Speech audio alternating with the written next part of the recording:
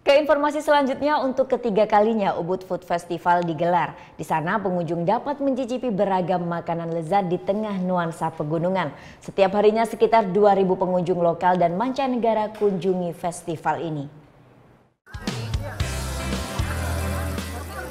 Mencicipi beragam masakan lezat khas Indonesia hingga mancanegara di satu lokasi. Itulah yang ada di Ubud Food Festival. Diselenggarakan selama 3 hari mulai dari 12 hingga 14 Mei. Ubud Food Festival jadi daya tarik bagi pencinta kuliner. Setiap harinya hampir 2.000 orang memadati area festival. Tidak hanya warga lokal, wisatawan mancanegara pun tak mau ketinggalan. Memasuki area festival, tentu saja kita langsung disambut jajaran stand yang menawarkan beragam menu. Mulai dari makanan lokal Bali, daerah lain di Indonesia, hingga beragam makanan lezat dari berbagai negara. Tak hanya itu, banyak pula menu unik dan tak biasa yang dapat kita coba di festival ini. Terima kasih.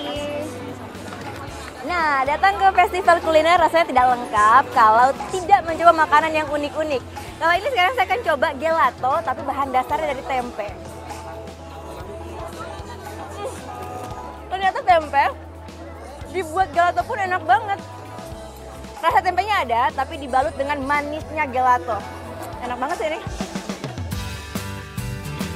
Mengangkat tema Every Flavor is a Story, festival ini punya misi mengenalkan makanan Indonesia ke mata dunia. Don't worry, because I'm here. Pengunjung juga diberi beragam cooking demo dan workshop. It's an amazing place to learn something more about food and local food and also healthier food. It's really nice.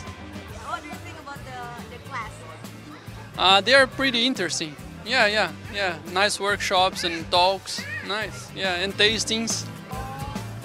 Area food truck outdoor juga ada di festival ini. Keberadaannya membuat pengunjung bisa mencicipi makanan sambil menikmati udara dan keindahan pegunungan khas Ubud, Bali. Gita Natalia, Andi Setiawan melaporkan untuk NET. Thank you. Udah selesai nonton beritanya? Jangan pergi dulu dong. Subscribe dulu dan nonton tayangan lainnya di sini. Subscribe, nonton lagi. Subscribe, nonton lagi.